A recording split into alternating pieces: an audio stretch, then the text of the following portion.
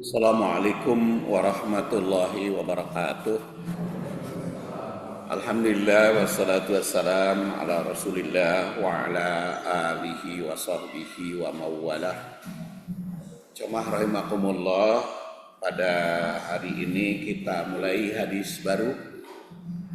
Hadis yang kemarin sudah dalam bentuk buku, sudah dibagikan dan insya Allah akan terbit pula. Bukunya di Bogor kemarin udah saya tanda tangani. Insya Allah nanti kalau yang tidak kebagian bisa pesan ke penerbit tentang melaksanakan meraih nilai haji dan umroh tidak mendekati Ka'bah. Itu ternyata oleh penerbitnya jadi 200 halaman ya. Waktu bulan yang lalu saya terbitkan cuma 184, tapi oleh penerbit jadi 200 halaman.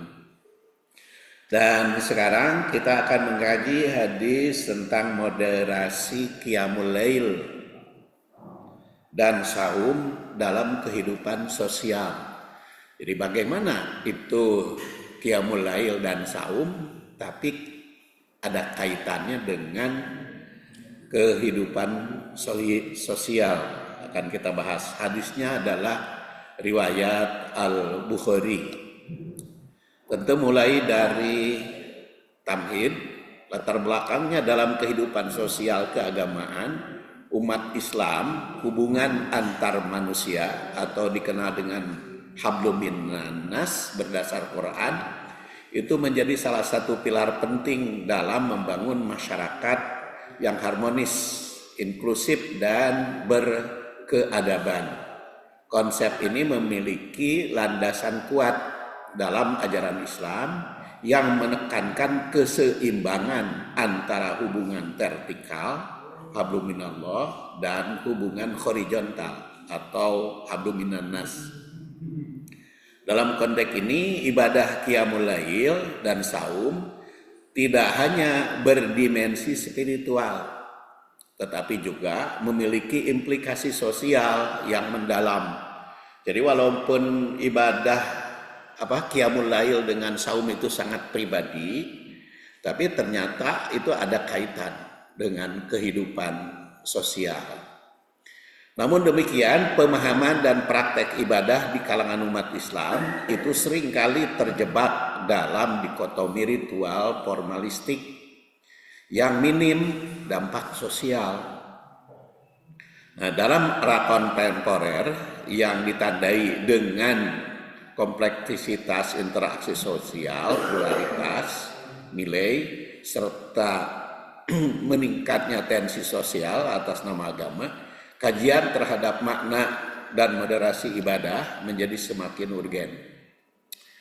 Moderasi dalam ibadah mengisyaratkan adanya keseimbangan inklusif dan orientasi kemanusiaan yang harus menjadi landasan dalam pelaksanaan ajaran agama. Dalam kehidupan keagamaan masyarakat kontemporer muncul fenomena yang menunjukkan ketimpangan dalam menjalani dua dimensi utama ajaran Islam, yakni hubungan dengan Allah, hablum minallah, dan hubungan sesama manusia, hablum minan nas. Di satu sisi terdapat individu yang sangat tekun dalam menjalankan ibadah ritual seperti qiyamul lail dan saum. Bahkan melakukan umroh setiap tahun. Ada kan fenomena di masyarakat umroh nama tiap tahun gitu. Tapi jalan butut di harapan rumah oge teu kabedag untuk ngomean. Itu ketimpangan kan, ketimpangan. Bahkan ada yang kelaparan teu kanyahoan masyarakat yang kelaparan. Bahkan anak tetangga sekolah teu kabedag. Padahal yang sisi lain bisa beribadah dengan mengeluarkan uang yang banyak. Di satu sisi terdapat individu yang tekun beribadah ritual, tapi di sisi lain sosialnya. Bahkan ada nanti hadisnya ya, kita lihat. Namun sayangnya semangat spiritual ini tidak selalu diiringi dengan perilaku sosial yang baik. seperti kepedulian terhadap keluarga, tetangga, atau masyarakat sekitar. Di sisi lain terdapat pula kelompok yang sangat baik dalam menjalin hubungan sosial, penuh kasih sayang dan toleransi terhadap sesama, namun kurang memperhatikan kewajiban ibadah. Ada juga pihak yang lain. Nah, bahkan terdapat riwayat yang menggambarkan seorang wanita masuk neraka karena menyakiti tetangga. Tuh, hadisnya sudah saya bahas, itu 132 halaman, tapi belum dibahas di sini mah. Jadi nanti mungkin itu 132 halaman, dan ringkasannya itu sudah dimuat di jurnal Al-Isnad. Jurnal Al-Isnad itu namanya Perempuan dalam Timbangan Syariah. Perempuan dalam Timbangan Syariah, itu di jurnal Al-Isnad.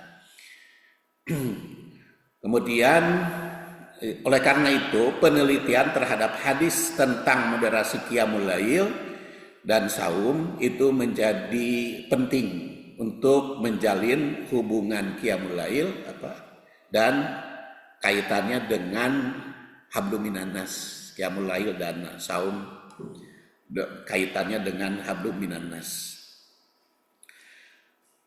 Hadis yang saya sebut tadi yaitu salah satu hadis yang sangat menohok dalam hal ini, yaitu riwayat Abu Hurairah. Kata Abu Hurairah, qala rajulun, seseorang ngomong, bicara, ya Rasulullah, wahai Rasul. Ini yang saya sudah saya susun 134 halaman hadisnya. Qala rajulun, seseorang berkata, ya Rasulullah, wahai Rasul, inna fulana, sesungguhnya seorang perempuan. Ini yang diceritakan oleh Abu Hurairah itu perempuan, dikisahkan oleh Abu Hurairah. Yudgaru fi min kasroti sholatiha, populer karena banyak sholatnya seorang perempuan itu. Wasiyamiha, banyak saumnya. Wasodaqatiha, dan sodakohnya. Goiro annaha tu'di jironaha, tapi sayang dia suka menyakiti tetangga. Bilisaniha, dengan lisan menyakiti neteh. Jadi omongannya pika nyerieun batur, omongannya pika nyerieun tetangga. Bagaimana itu ya Rasulullah? Orang ini baik ritualnya, qiyamul lailnya, saumnya, tahajudnya hebat, tapi suka nyakiti tetangga. Qala, maka Rasul bersabda, hiya finnar, itu di neraka. Duka teuing sabaraha lama di neraka namanya. Ai muslim kan cenah optimis rek masuk surga. Asal bebas dari musyrik ya. Jadi tapi tidak disebut ini berapa lama di nerakanya, tapi itu di neraka ancaman. Qala, dan mengatakan ya Rasulullah, jadi dikisahkan lagi, ya Rasulullah, kata rajulun itu, fa inna fulana, ada lagi perempuan, yudkaru, sangat populer, min qillati siyamiha, tapi sedikit saumnya. Kalau sedikit saum mungkin yang padu wungkul gitu saumna teh. Wa sadaqatiha, jeung sedekah dengan zakat wungkul, tidak pernah infak, makanya sedikit. Wa salatiha, dan salatnya meureun padu wungkul gitu. Wa innaha tasaddaqu bil aswar minal aqid, ya paling-paling sedekah juga hanya dengan sedikit dari keju atau dari makanan kecil, hanya sedikit. Tapi walatu di jironaha bilisaniha, tapi tidak pernah menyakiti tetangga. Jadi tidak pernah berbicara yang pikanyiriun batur. Qala, maka Rasul bersabda, hiya fil jannah, itu ahli surga. Itu hadis riwayat Ahmad nomor 9298. Nah, hadis ini menjadi pengingat tegas bahwa keberagamaan yang tidak diiringi dengan kepedulian dan akhlak sosial adalah keberagamaan yang timpang dan berisiko merusak keseluruhan bangunan spiritual seseorang. Dan kita ingat dalam Al-Quran juga diungkapkan umat Islam terdahulu yang melanggar hubungan dengan Allah dan hubungan dengan manusia. A'udzubillahi minasyaitonirrajim. Duribat alaihimudillah ainama suqifu illa bihablim minallah wa hablim minan nas wa ba'u bighadabim minallah wa duribat alaihimul maskanah dzalika bi annahum kanu yakfuruna bi ayatillah wa yaqtulunal anbiya bighairi haqq dzalika bima asaw wa kanu ya'tadun. Ali Imran 112. Kehinaan ditimpakan kepada mereka di mana saja aina masukipu. Mereka berada di mana saja, kecuali jika mereka berpegang pada tali Allah atau agama Allah atau hubungan dengan Allah dan tali perjanjian dengan manusia. Mereka pasti mendapat murka dari Allah dan kesengsaraan ditimpakan kepada mereka. Yang demikian itu karena mereka mengingkari ayat-ayat Allah dan membunuh para nabi. Ini cerita masa lalu Al-Quran, tapi kenyataannya kan sekarang juga ada orang yang seperti itu. Baik hubungan dengan Allah maupun hubungan dengan manusia jelek. Jadi akhirnya ditimpa kehinaan. Baik di dunia maupun di akhirat ya. Karena kurang baik kepada Allah dan kurang baik kepada manusia. Artinya berdasar ayat ini, surat Ali Imran ayat 112 ini harus baik hubungannya dua jalur, kepada Allah maupun kepada sesama manusia. Tidak boleh timpang. Jadi surat Ali Imran 112 ini menyiratkan peringatan keras terhadap kaum yang mengabaikan perjanjian suci dengan Allah, hablum minallah, dan melanggar komitmen sesama manusia atau hablum minannas, yang pada akhirnya ditimpa kehinaan, kemurkaan, dan kemiskinan. Allah menegaskan bahwa keterputusan hubungan spiritual dan sosial menjadi penyebab utama keruntuhan moral dan kolektif suatu umat. Jadi ayat ini menunjukkan bahwa ketakwaan tidak hanya dinilai dari ibadah individual semata, melainkan juga dari komitmen terhadap nilai-nilai sosial. Banyak ya, sosial itu keadilan, kasih sayang, dan tanggung jawab. Jadi dalam konteks ini pentingnya moderasi dalam qiyamul lail dan saum menjadi sangat relevan. Karena keduanya merupakan ibadah mahdoh yang hablum minallah itu adalah ibadah mahdoh. Ibadah mahdoh itu adalah ibadah yang segala aturannya baik tempat, waktu, ucapan itu sudah diatur. Itu mahdoh dan banyak ya pengertian mahdoh.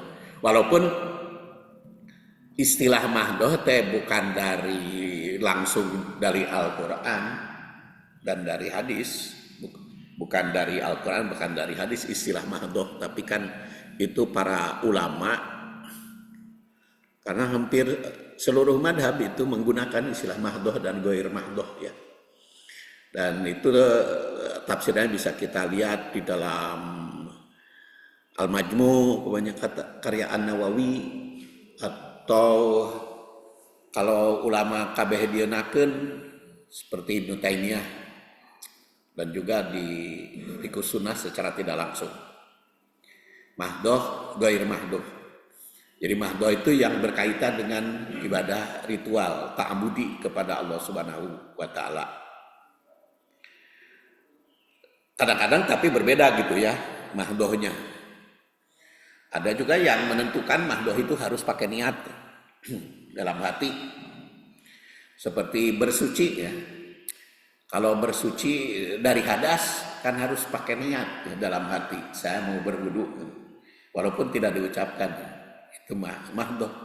Tapi air bersuci dari najis mah untuk pakai niat ya sah.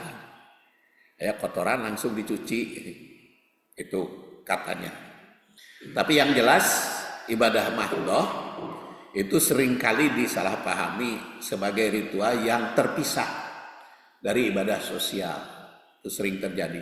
Padahal apabila dijalankan dengan pendekatan yang seimbang dan penuh kesadaran, qiyamul lail yang mahdoh dan saum itu seharusnya menjadi instrumen transportatif yang menguatkan hablum minan nas. Itu menumbuhkan empati, menahan diri dari keburukan seperti tadi dikatakan. Hadis dari Rasulullah SAW itu menjadi sumber ajaran setelah Al-Quran kan, kita tahu hadis itu. Apalagi ini yang kita bahasnya adalah riwayat Bukhari, tadi riwayat Ahmad. Jadi qiyamul lail dan saum. Studi hadis ini membuka ruang untuk menemukan. Oleh karena itu penelitian dan ini bertujuan bagaimana hadis-hadis tentang sholat dan saum itu menanamkan sifat moderasi keberagamaan. Namun di sisi lain fenomena toleran di masyarakat itu sering terjadi kekerasan dalam agama karena minimnya empati sosial kurang terjaga.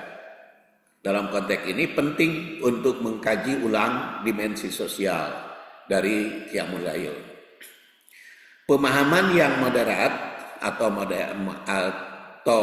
moderasi dalam prakteknya atau istilahnya wasatiyah yang kita ambil, wasatiyah pertengahan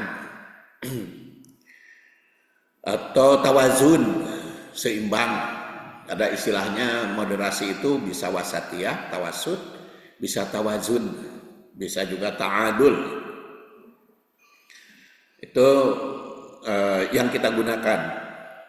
Walaupun Departemen Agama moderasi beragama, tapi moderasi beragamanya kalau berdasar hadis ini adalah moderasi dalam ibadah mahdoh kepada kehidupan sosial. Jadi itu yang kita garis bawahi. Hal ini terutama terlihat dalam praktek keagamaan yang cenderung ekstrim seperti berlebihan dalam ibadah hingga mengabaikan kebutuhan batin atau jasmani pasangan. Umat yang cenderung melaksanakan ibadah dengan memaksakan diri sehingga mengurangi istirahat, mengganggu kegiatan lain karena ingin meneladani Rasul, maka Rasul pernah ibadah tekun seperti itu. Nah, kenapa tadi sampai ada yang cenderung memaksakan diri di dalam qiyamul lail? Karena memang Aisyah juga meriwayatkan Rasul kan. Kata Aisyah, anna Nabiyya sallallahu alaihi wasallam, sungguhnya Nabi sallallahu alaihi wasallam kana yaqumu minal lail, dia qiyamul lail hatta yatapat toro kodamahu, sehingga karena qiyamul lail kakinya bengkak, pecah-pecah. Yatapat tor itu bisa pecah-pecah, bisa kakinya bengkak gara-gara qiyamul lail. Faqalat Aisyah, maka Aisyah bertanya, lima tasna hada ya Rasulullah, kenapa ya Rasulullah mengerjakan seperti itu? Sampai bengkak-bengkak gara-gara qiyamul lail, gara-gara tahajud terlalu lama. Padahal qad ghafarallahu laka, Allah Subhanahu wa taala telah mengampunimu. min dambika dari segala dosa engkau, mata kodama baik yang sudah lewat, wa mata akhor maupun yang belum dilaksanakan sudah diampuni oleh Allah Subhanahu wa taala. Qala, maka Rasul menjawab, uhibbu an akuna abdan syakuro, karena aku sangat senang, sangat bahagia apabila menjadi hamba yang pandai bersyukur. Jadi Rasul menjawab ketika ditanya kenapa memaksakan diri, karena ingin bersyukur. Jadi Rasul mah tahajud nanti bukan hayang duniawi. Kan kita kadang-kadang tahajud teh minta nanti dunia gitu ya. Sedang sholat minta pikiran teh dunia. Sedang saum hayang dunia. Sedang apapun hayang dunia. Tapi Rasul mah bukan hayang dunia, memaksakan itu karena ingin masuk kepada hamba bersyukur.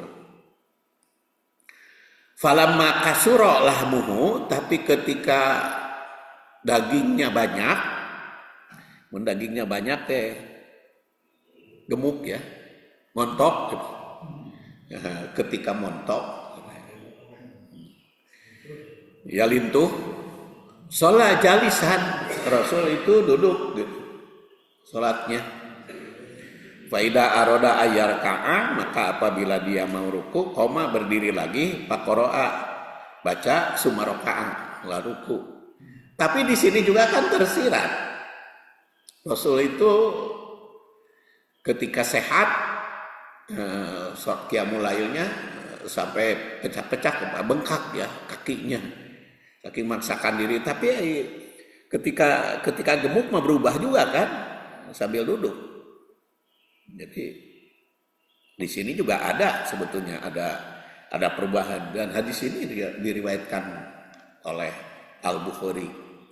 Tapi jelas berdasar kepada hadis ini yang diriwayatkan oleh Aisyah, itu menggambarkan intensitas ibadah malam qiyamul lail yang dilakukan oleh Rasul hingga tumit beliau pecah.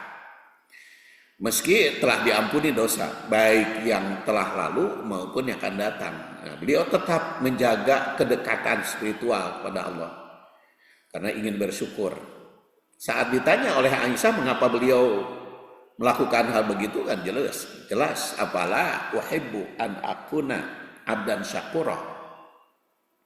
Jadi hadis ini memperlihatkan keteladanan spiritual Nabi yang menyeimbangkan antara keyakinan terhadap rahmat Allah dan usaha aktual penghambaan.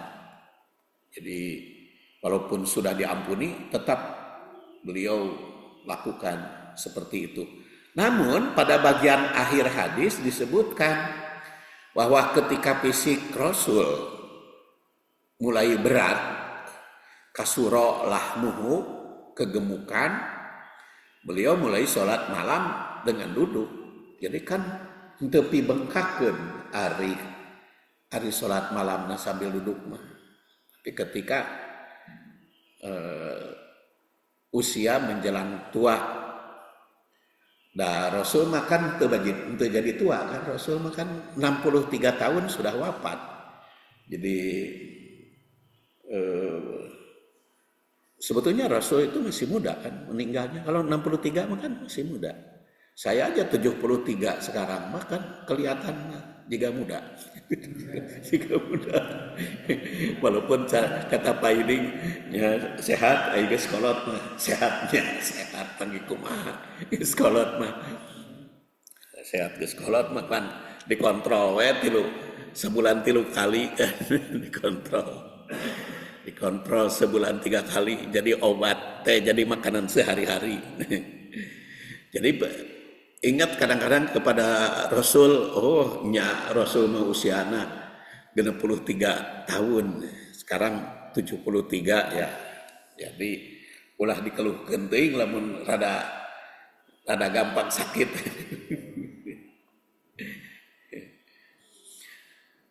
Jadi dan Rasulullah SAW wa kasurallah muhu, jadi usia sakia meureun bisa tuh tahajud teh bari duduk. Dan Rasulullah belum 73, baru 63 juga belum, sudah sering gitu. Jadi itu ada moderasi nilainya, walaupun diterangkan di dalam hadis itu pecah-pecah, jadi memang harus lengkap ya. Jadi kita membahas hadis itu. Jadi dari satu hadis saja itu sudah panjang kajiannya. Maka dari itu hadis ini menjadi landasan penting dalam konsep wasatiyah. Wasatiyah ibadah, pertengahan, keseimbangan dalam menjalankan ritual spiritual tanpa melupakan kesehatan fisik. Ya, tanpa melupakan kesehatan fisik. Oh, ternyata Rasul juga sambil duduk hariges montok mah. Ya, ada tanggung jawab sosial dan keluarga.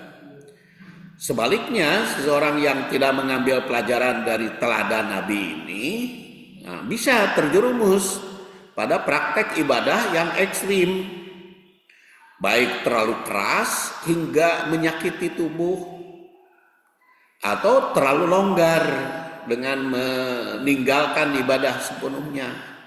Keduanya bertentangan dengan nilai moderasi atau tawazun atau ta'adul atau tawasud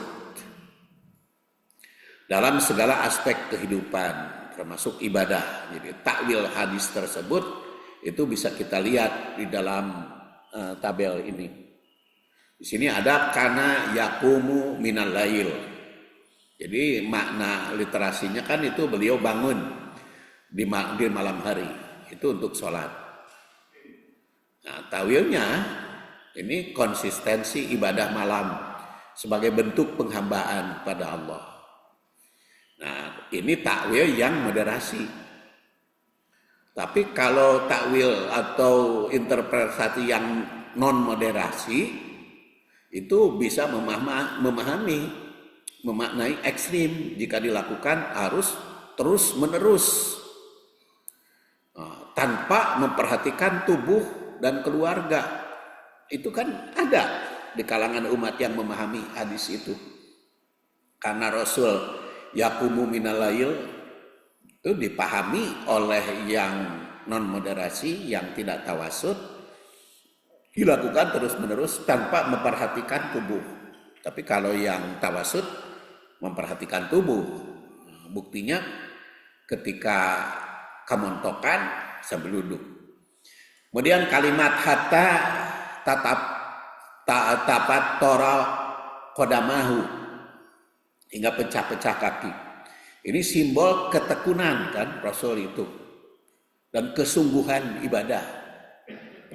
Tapi bisa dipahami kok non moderasi, bisa ditiru secara lahiriah tanpa memahami konteks batin, dan kekuatan fisik. Kemudian qad ghafarallahu laka, padahal Allah telah mengampuni dosamu. Nah, ibadah Nabi bukan karena rasa takut. Jadi ibadah Nabi bukan karena takut neraka, tapi karena ingin syukur dan cinta kepada Allah, dan juga bukan karena ingin sesuatu. Ibadah Nabi mah karena ingin menjadi hamba Allah. Aisyah kan mengatakan, ya Rasulullah, kan qad ghafarallahu laka, Allah telah mengampuni. Karena mungkin Aisyah menyangka kalau sholat itu hanya untuk taubat kan, untuk mohon ampun. Tapi kata Rasul, taubat bukan hanya taubat, bukan hanya mohon ampun, tapi syukur. Jadi itu salah paham bila orang merasa tidak perlu ibadah karena merasa dosanya sudah diampuni gitu. Kadang-kadang kan gitu, lamun geus berbuat dosa khusyuk gitu, sholat teh cerik balilihan karena boga dosa, ampun. Tapi geus merasa diampuni bebas. Kadang-kadang manusia kan begitu. Kemudian afala uhibbu an akuna abdan syakura. Jadi tidaklah aku ingin menjadi hamba yang bersyukur. Ini menunjukkan bahwa ibadah adalah ekspresi rasa syukur. Jadi bukan beban ibadah itu. Bukan beban karena berbuat dosa, bukan beban karena ingin sesuatu. Rasul itu. Nah, itu kan dia oleh yang non moderasi mah diabaikan oleh mereka yang menganggap ibadah hanya kewajiban.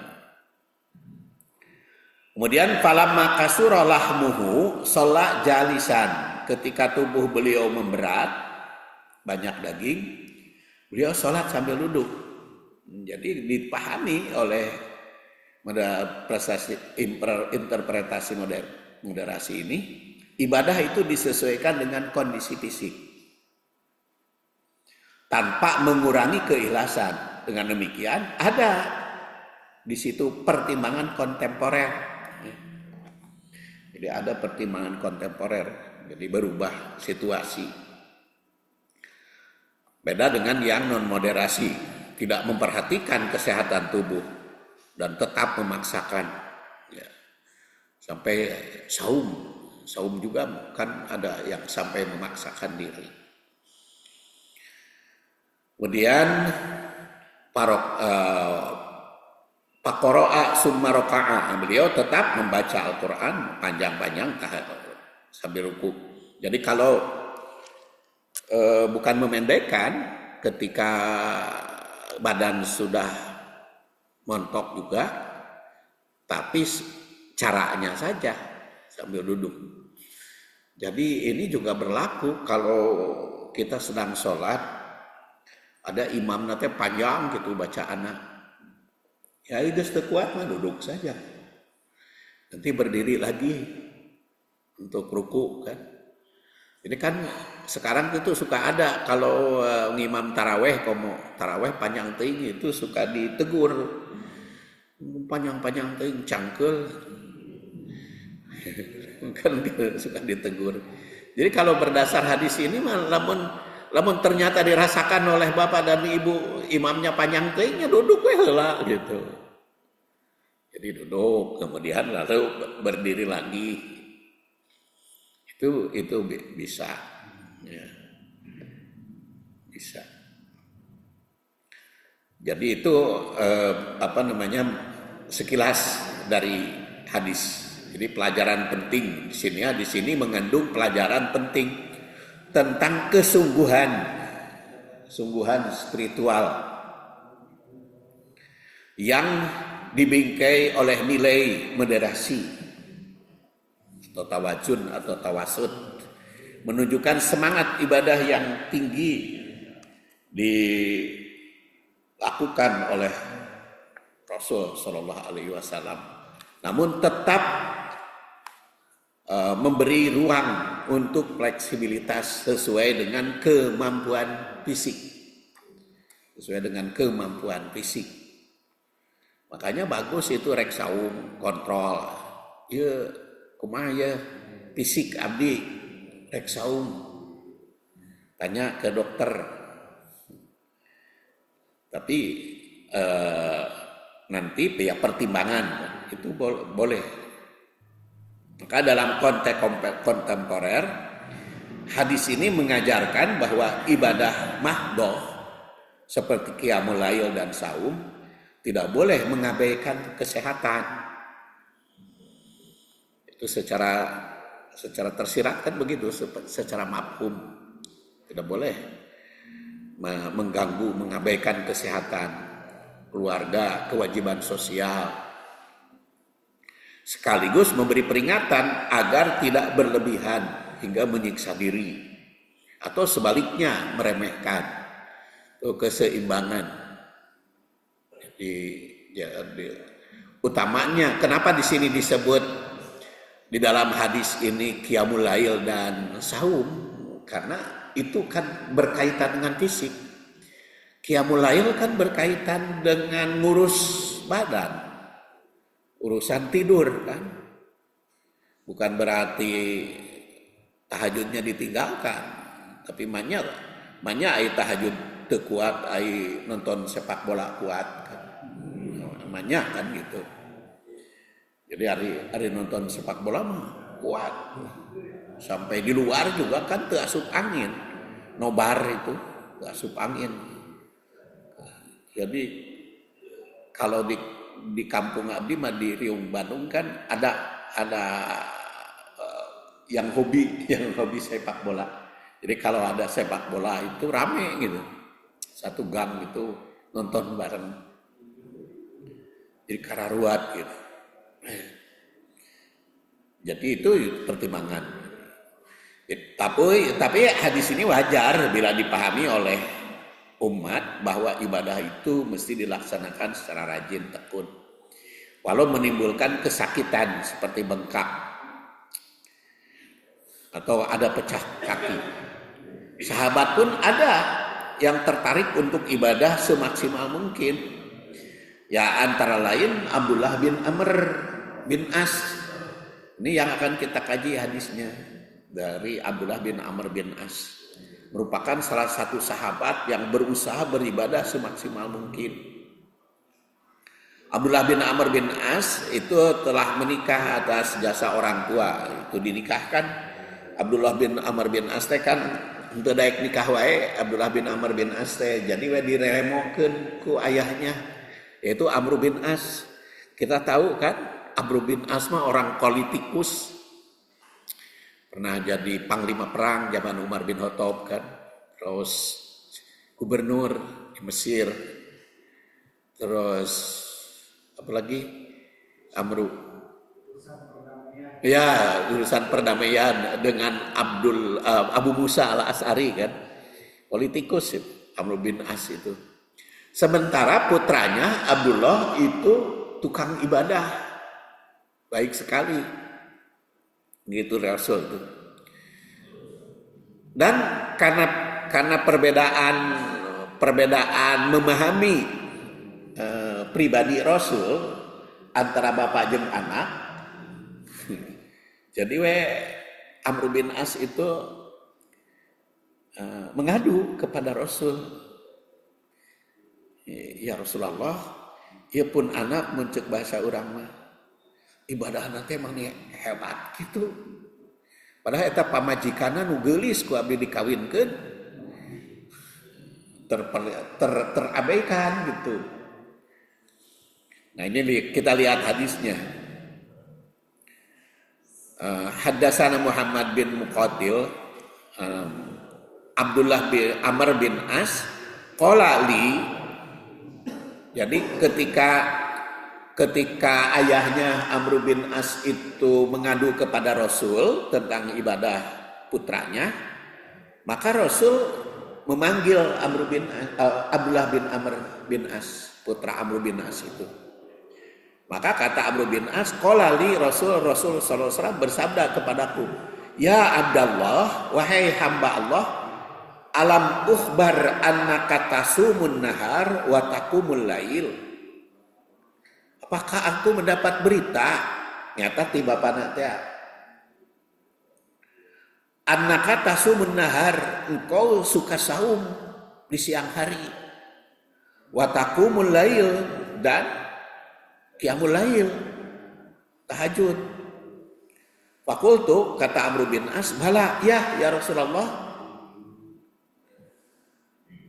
Maka Rasul menegur langsung, fala taf'al, jangan kau kerjakan seperti itu. Jangan saum tiap hari. Jangan qiyamul lail menghabiskan waktu malam. Jangan, itu kata Rasulullah SAW. Jadi tahajud itu pertimbangkan. Bapak biasanya tidur malam berapa jam? Pertimbangkan. Tanyakan kesehatan ke ahli kesehatan. Ai umur sakieu tidurnya dalam dalam sehari berapa jam gitu. Nah, nanti diukur tidurnya, jangan mengurangi kesehatan qiyamul lailnya, jangan mengganggu kesehatan. Makanya kata Rasul, fala taf'al, jangan kerjakan seperti itu. Jadi tahajud semalam suntuk, enggak usah. nggak usah tahajud semalam suntuk. Perhatikan saja. Sum, silahkan kamu saum wa aftir, tapi berbuka. Sum wa aftir itu saum tapi berbuka bisa dua makna. Pertama, jangan saum tiap hari karena harus berbuka. Makna yang kedua, jangan saum tidak buka. Yaitu wisol namanya. Ini kan pernah juga Abu Hurairah. Abu Hurairah itu pernah waktu buka ente buka. Katohyan oleh Rasul kanyahuan. Oleh Abu Hurairah tegur, kenapa kamu saum tidak berbuka? Kata Abu Hurairah, innaka tuwasil, kan engkau juga sering tidak berbuka, makanya saya mau meniru engkau ya Rasulullah. Maka Rasul menegur, aku ini tidak seperti kamu. Aku itu tidak kelihatan berbuka, tetapi ada yang memberi rezeki kepadaku. Jadi dilarang saum tanpa buka. Kalau sum aftir, saum berbuka, seperti ini karena Abdullah bin Amr itu sering saum tiap hari. Wakum, bangunlah malam untuk qiyamul lail, tapi wanam, kamu juga harus tidur. Fa inna li jasadika alaika haqqan, jasadmu juga punya hak. Jadi baik saum maupun qiyamul lail pertimbangkan jasad, kesehatan jasad. Wa inna li ainika alaika haqqan, mata kamu juga punya hak. Mata bisi cinul punya hak. Wa inna li zaujika alaika hak, istrimu juga punya hak yang menjadi kewajibanmu. Jadi ulah ditinggalkan karena istri no kawinkeun ku bapak kamu, jangan ditinggalkan karena ingin tahajud. Jangan ditinggalkan. Bahkan Rasul makan ketika mau tahajud rada lama kan berbisik kepada Aisyah. Wahai Aisyah, hal tu'dinni li, apakah engkau izinkan aku untuk qiyamul lail, untuk tahajud, untuk sholat di malam ini? Itu nanya kepada Aisyah. Ya, nanya dulu. Jadi Rasul aja kepada istri gitu, komode istri kepada suami, ente komode dasarwanya. Hak dan kewajiban suami istri. Itu tanya. Bade boboh heula, bade tahajud heula. Itu Rasul tuh sampai nanya. Lalu Aisyah juga kan, aku sangat senang tidur di sampingmu terus. Tetapi aku lebih senang lagi engkau bisa melaksanakan kesenanganmu. Kesenangan tahajud. Jadi tidak berbicara rakaat, tidak berbicara lama, kata Aisyah juga. Kan dalam hadis lain, masih riwayat Bukhari, kan Aisyah mengatakan, la tas'al an husnihinna wa tulihinna. Jangan tanya kepadaku tentang lamanya, tentang bagusnya sholat Rasul, jangan ditanya itu, kata Rasul, kata Aisyah. Atau berapa rakaat, walaupun tidak pernah saya lihat Rasul sholat malam melebihi 11 rakaat, dan tentu timbul perbedaan, nanti akan kita bahas. Tapi yang jelas, wa inna li zaujika alaika haqqan, bagi istrimu juga ada hak. Wa inna li zaurika alika haqqan, tamu juga punya hak. Kan kaitan dengan tamu, saum itu kan. Sampai ada Salman Al-Farisi ketika bertamu, kemudian peribuminya lagi saum, Abu Dar, kalau tidak salah ya, peribuminya. Sehingga Salman juga tidak mau makan karena jadi tamu di subuhan. Padahal pribumi teu makan karena saum. Akhirnya kata Salman, ya kalau begitu mas saya juga nggak mau makan kalau engkau enggak.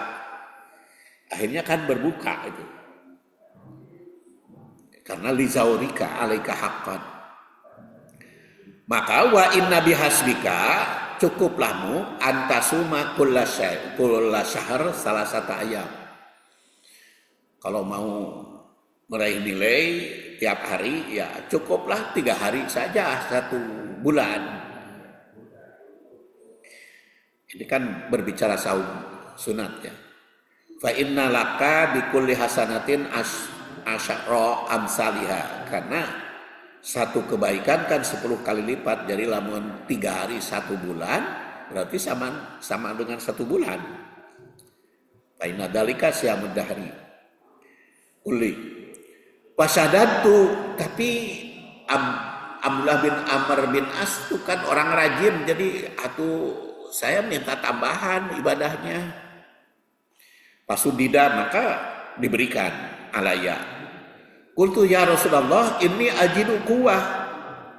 Yes, ada tambahan di dalam hadis lain dikatakan Rasul menyebut lamun 3 hari sabulan saeutik teuing atau buka 2 hari saum sehari, artinya Senin Kemis.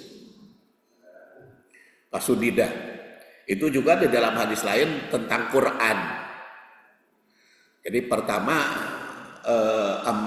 Abdullah bin Amr bin As kan sampai sehari semalam tamat Quran. Maka oleh Rasul tegur, fala tab'al, jangan kamu perbuat. Cukup aja 1 bulan 1 tamatan, kata Rasul. Cukup 1 bulan 1 tamatan.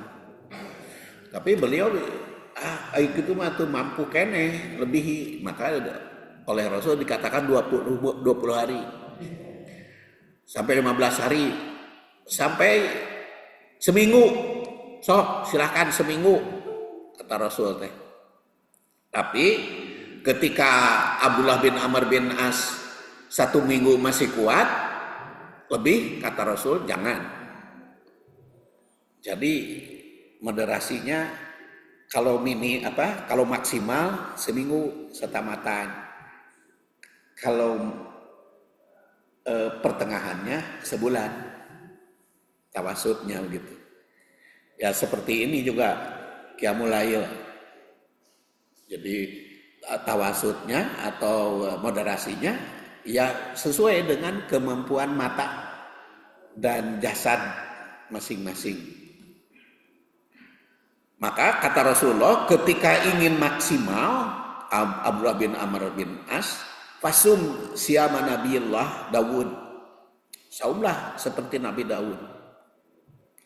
Ketika ingin menambah, fala tajid alaihi, tidak ada tambahan lagi.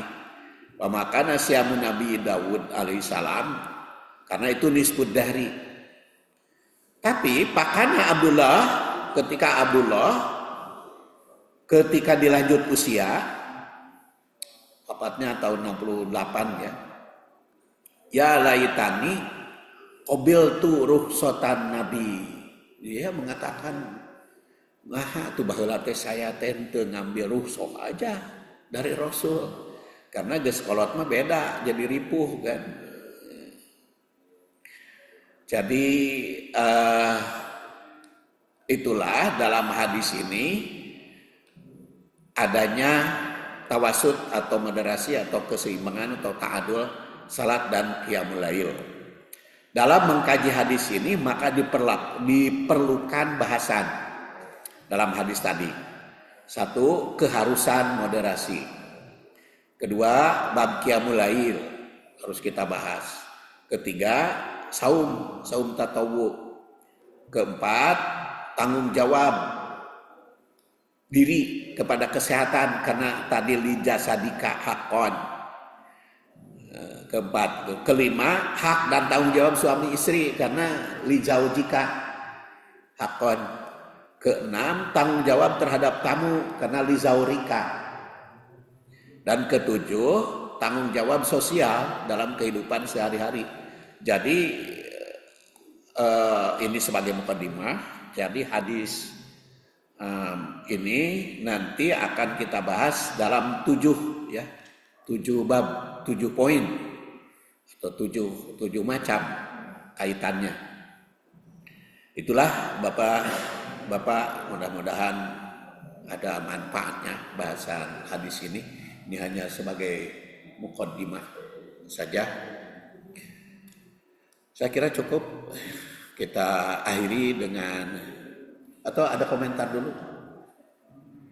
Kalau tidak ada, kita akhiri dengan doa kafaratul majlis. Subhanakallahumma wa bihamdik asyhadu an la ilaha illa anta astaghfiruka wa atubu ilaik. Assalamualaikum warahmatullahi wabarakatuh.